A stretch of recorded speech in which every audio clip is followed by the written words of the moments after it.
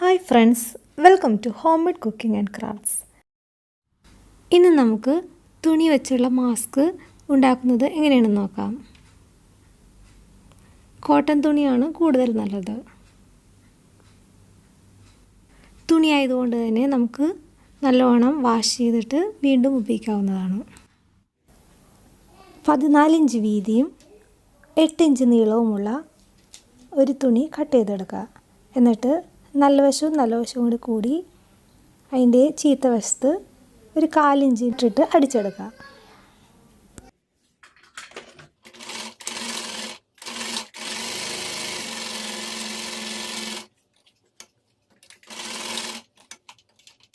എന്നിട്ട് തുണി മറിച്ചിടുക.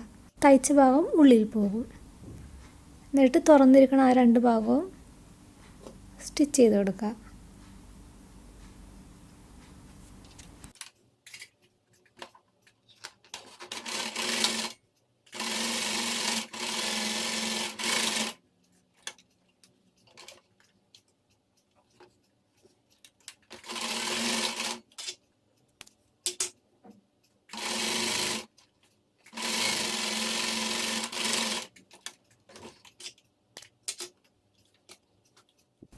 തുണിയുടെ മേൽഭാഗത്തു നിന്ന് 1.5 ഇഞ്ചും താഴ്ഭാഗത്തു നിന്ന് 1.5 ഇഞ്ചും അപ്പുറത്തെ വശത്തും അതേപോലെ ചെയ്തെടുക്കുക. എന്നിട്ട് ഈ രണ്ടിൻ്റെയും ഇടയിൽ വേണം 3 ഞൊറിവിടാൻ. അതൊരു 1/2 ഇഞ്ച് വീതം 3 ഞൊറിവിടുക.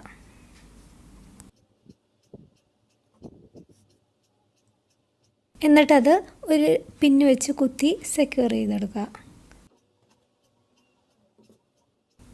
ഞൊറി വിട്ട് കഴിഞ്ഞ് അതിൻ്റെ നീളം വന്നിട്ട് 3.5 ഇഞ്ച്.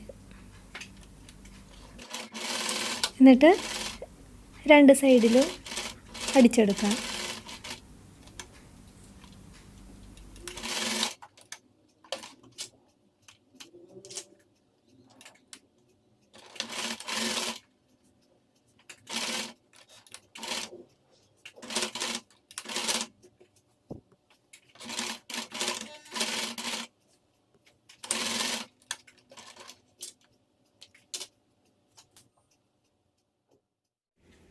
ഒന്നെങ്കിൽ ഇങ്ങനത്തെ റൗണ്ട് എലാസ്റ്റിക്കോ അല്ലെങ്കിൽ ഇങ്ങനത്തെ പരന്ന എലാസ്റ്റിക്കോ, പരന്നിട്ടാണെങ്കിൽ ഏറ്റവും ചെറിയ എലാസ്റ്റിക്കോ ഒക്കെ എടുക്കാം.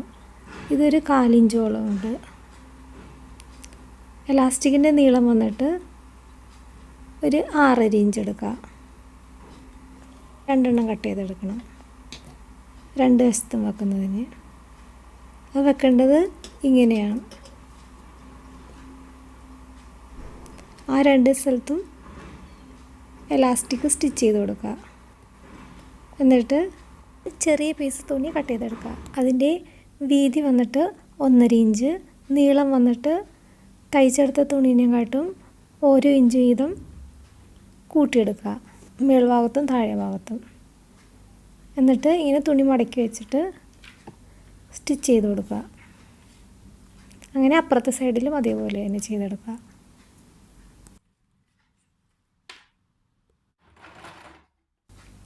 2 സ്റ്റിച്ച് വീതം ഓരോ സൈഡിലും കൊടുക്കുക. അപ്പോൾ എലാസ്റ്റിക് തുണിയായിട്ട് നല്ലോണം സെക്യൂറായിട്ടിരിക്കും.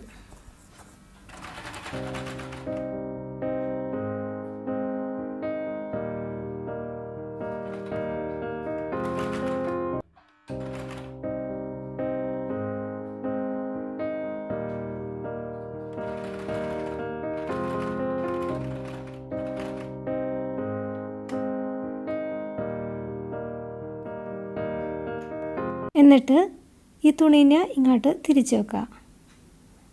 എന്നിട്ട് തിരിച്ച് വെച്ചിട്ട് അത് മടക്കിയിട്ട് ഒരു സ്റ്റിച്ച് കൊടുക്കുക. അപ്പോൾ മെയിൻ തുണിയുടെ അറ്റം ഈ തുണിയുടെ ഉള്ളിൽ സെക്യൂറായിട്ടിരിക്കും.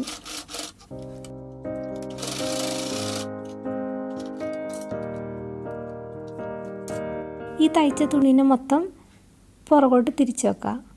അപ്പോൾ എലാസ്റ്റിക് ലെവലായിട്ട് വരും. എന്നിട്ട് 2 സൈഡിലും സ്റ്റിച്ച് ചെയ്ത് കൊടുക്കുക.